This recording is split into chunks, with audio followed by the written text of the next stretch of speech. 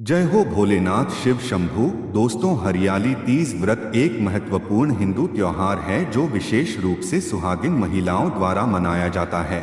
यह मुख्यतः उत्तर भारत विशेषकर झारखंड, बिहार, उत्तर प्रदेश और मध्य प्रदेश में बड़े धूमधाम से मनाया जाता है। यह त्योहार श्रावण मास की शुक्ल तृतीया को आता है, जो आमतौर पर अगस्त के महीने में पड़ता है। हरियाली तीज व्रत जो विशेष रूप से उन क्षेत्रों में लोकप्रिय है जहां इस समय बारिश चारों ओर हरियाली होती है और नए पेड़ पौधे सावन में खुशी से झूमते नजर आते हैं। यह व्रत खासकर सुहागिन महिलाएं अपने पति की लंबी उम्र और सुख समृद्धि के लिए करती हैं। कुंवारी लड़कियां भी अच्छे वर प्राप्त करने के लिए इस व्रत का पालन करती हैं। यह पर्व परिवार और समाज में सुख, समृद्धि और सामंजस्य का प्रतीक होता है और इसे बड़े उल्लास और श्रद्धा के साथ मनाया जाता है।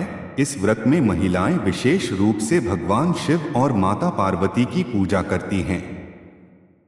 व्रत के दौरान महिलाएं उपवास, विशेष पूजा विधि और दान पुण्य करती हैं। इस दिन महिलाओं द्वारा की गई पूजा से वे अपने परिवार के सदस्यों के अच्छे स्वास्थ्य, सुखी जीवन और खुशहाल दाम्पत्य जीवन की कामना करती हैं।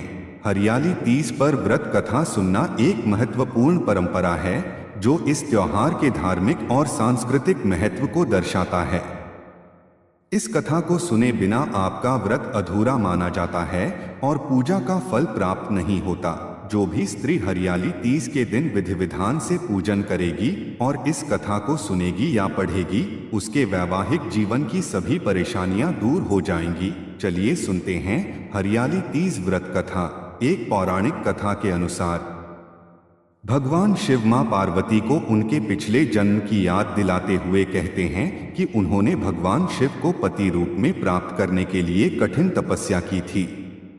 इस तपस्या के दौरान मां पार्वती ने अन्नजल का त्याग कर और सभी ऋतुओं की परवाह किए बिना शिव जी को अपने पति के रूप में पाने के लिए घोर तप में लीन हो गई।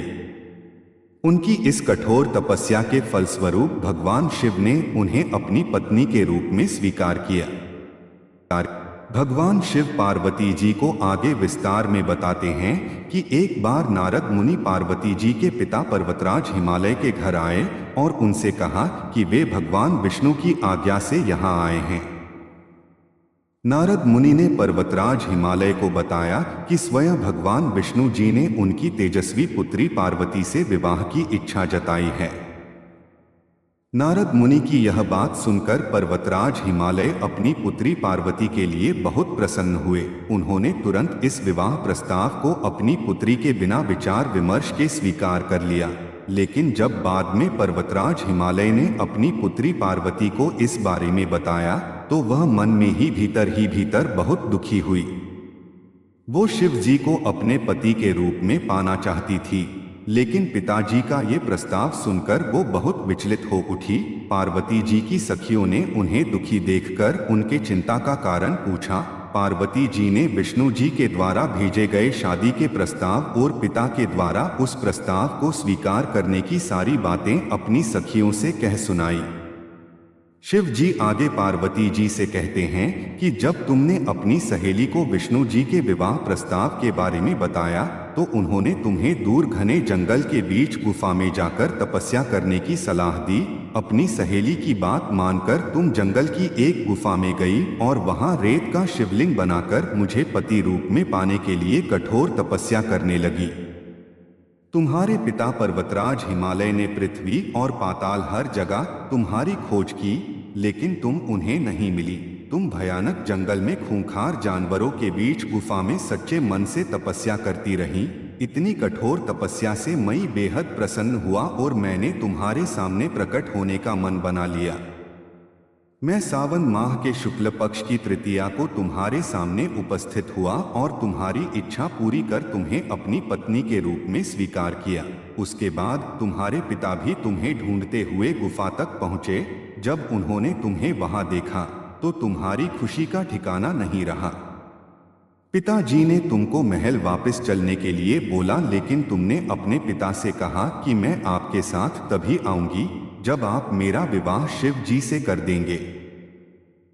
आगे भगवान शिव माता पार्वती से कहते हैं कि तुम्हारे पिता तुम्हारी जिद के आगे विवश होकर इस विवाह की अनुमति दे दी। श्रावण 30 के दिन तुम्हारी मनोकामना पूरी हुई और तुम्हारी कठोर तपस्या और सच्ची भक्ति के फलस्वरूप हमारा विवाह संभव हो सका। शिव जी ने कहा कि जो भी स्त्री हरियाली 30 के दिन विधि विधान से पूजन करेगी, इस कथा को सुनेगी या पढ़ेगी, उसके वैवाहिक जीवन की सभी परेशानियां दूर हो जाएंगी और मैं उसकी मनोकामना अवश्य पूरी करूंगा। इस दिन की पूजा और व्रत से स्त्रियों को अपने पति की लंबी उम्र और सुखी दाम्पत्य जीवन का वरदान मिलता है।